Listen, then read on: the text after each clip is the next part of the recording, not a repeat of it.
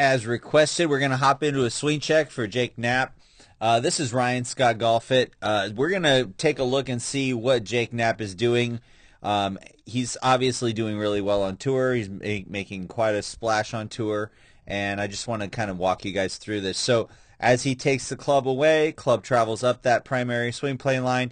You can see that the club face is intersecting with the hands there.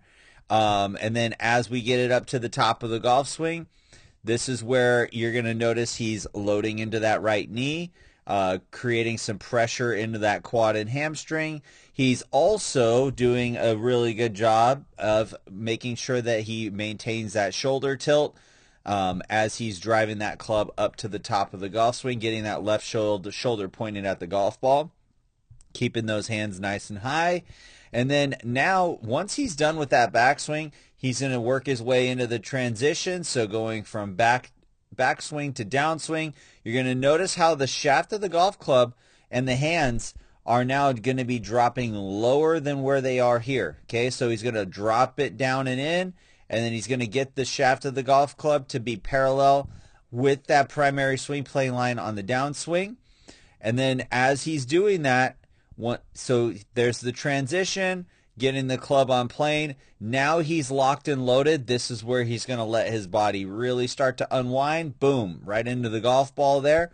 So hips turn, shoulders turn, chest turns, and now he's making contact with that golf ball in order to be able to go ahead and release the club away from that position. Now, as he's getting into this hitting zone, he does have a little bit of a tug, and it could be just, this is a wedge shot. So sometimes players, when they're hitting wedge shots, tend to be a little bit more creative, depending on what they're trying to do for that shot at hand. So on this particular shot, he's pulling left pretty hard there. He's got the shaft of the golf club exiting that left side of the body.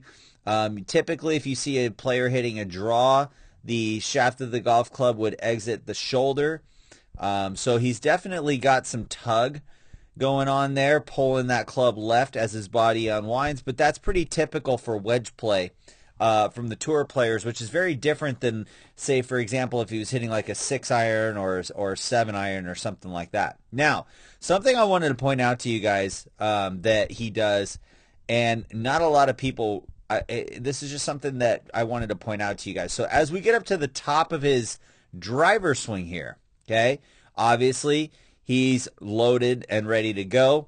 And then now as he walks into that transition, going from back to down, you're going to notice, watch how quickly his body is now already pointing at where like the golf ball would be, right? So now... and look at how quickly his body unwinds as the club stays back. That is what's allowing for him to create so much lag and leverage here.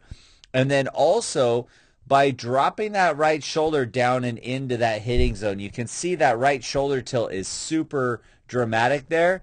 Look at the right shoulder tilt and look at where his belt buckle is pointing down the fairway. So you can see a lot of people know that these tour pros are able to turn really well, and that's why they hit the ball a long way. Not a lot of people realize how much these tour pros tilt, and that's something that I emphasize a lot in my lessons and a lot to you guys, is because if you're tilting, you're doing a couple of things by doing that, right? One, you're maintaining your spine angle. By dropping that right shoulder down and in, it helps you to maintain your spine angle through the hitting zone so you don't have any type of weird posture adjustments to compensate for.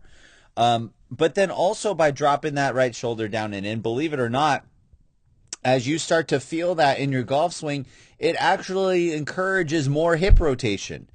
So it's kind of interesting that that's such an overlooked thing in golf for a lot of amateurs. Now, guys that are better players, that are single digit handicaps, have pretty much figured it out by then. But a lot of the times, the amateurs that are still learning the game, watching YouTube videos, trying to figure it out, have not quite put that piece of the puzzle together yet. And honestly, I mean, it took me a long time to realize that as well, from like being a kid, growing up, playing golf, playing the game and all of that stuff. Like I started when I was 5 years old. So it's been a long journey of just constantly learning how these mechanics work and what these players are doing. So anyways, I don't want to bore you guys with all that, but I just wanted to point that out because that's such a big deal. And the fact that he's tilting that much on driver is a really good indicator of how much you guys should be tilting throughout all the clubs in your bag. So I hope that helps. As always, aim small, swing smooth. Peace.